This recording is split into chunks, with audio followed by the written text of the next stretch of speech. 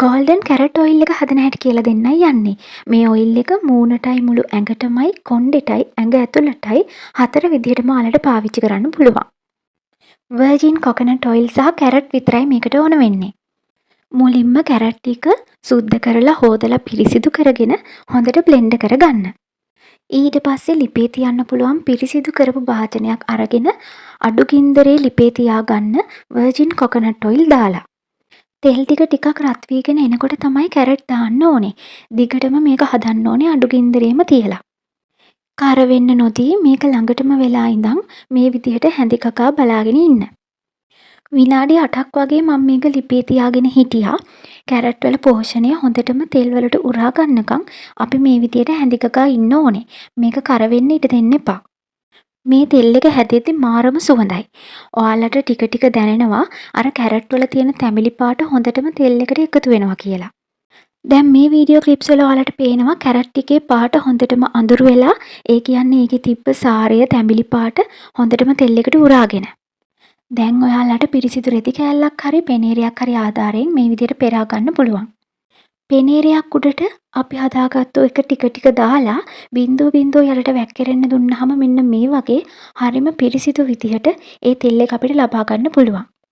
හැබැයි ඒකට ගොඩක් වෙලා යනවා. ඒ වගේම ඉවසීම ඕනේ. හැබැයි රොඩු නැතුව හරිම ලස්සනට මෙන්න මේ වගේ තෙල් එකක් අපිට හම්බ වෙනවා. දැන් මේ තියෙන තෙල් ටික බලන්න. මේක වෙන බෝතලයක්. අර තිබ්බ තෙල් ටිකට වඩා මේකේ ක්ලියර් ගතිය අඩුයි. ඒ වගේම යට ගොඩක් ප්‍රෙසිපිටේෂන් එකතු වෙලා තියෙනවා. මණ්ඩි වගේ රැඳිලා තියෙනවා ඔයාලට පේනවා. මං කලින් තෙල් එක හදාගත්තේ පෙනේරිය උඩට අපි හදාගත්තු කැරට් සහ තෙල් තියෙන පල්ප් එක දාලා චුට්ට යටට බේරෙන්න ඉඩ දීලානේ. මෙන්න මේක ඉතුරු කැරට් මණ්ඩි ටික ඔක්කොම රෙදි කෑල්ලකට දාලා තදින් මිරිකලා බේරගත්තු ටික. රෙදි කෑල්ලකට දාලා මිරික ගන්නකොට ඉක්මනින් මේ වැඩේ ඉවර කරන්න පුළුවන් කරදරයක් නැහැ. වෙලාව අඩුවෙන් යන්නේ. හැබැයි ඔයාලට පේනවා ලැබිලා තියෙන තෙල් එක එච්චර ක්ලියර් නැහැ වගේම යට මණ්ඩි එකතු වෙලා තියෙනවා. හැබැයි කිසිම ප්‍රශ්නයක් නැහැ. මේකත් පාවිච්චි කරන්න පුළුවන්. හැබැයි මේ ටික අර කලින් පෙන්නපු ටිකට වඩා ඉතා ඉක්මනින් නරක වෙන්න පුළුවන්. ඒක නිසා මේක මුලින් පාවිච්චි කරලා ඉවර කරන්න.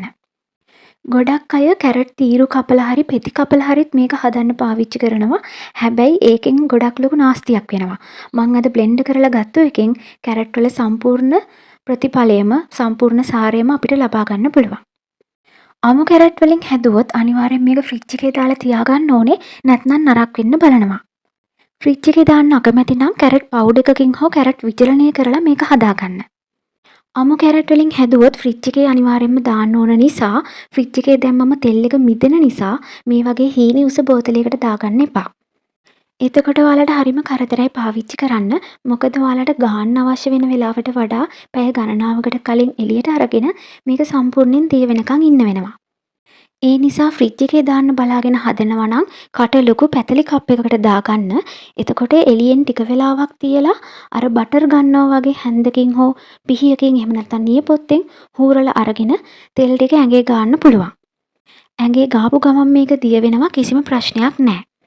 එතකොට ඒ වෙලෙම ඉතුරු ටික ෆ්‍රිජ් එකට දාන්න පුළුවන්. සම්පූර්ණයෙන් දිය වෙනකම් බලන් ඉන්න අවශ්‍ය නැහැ.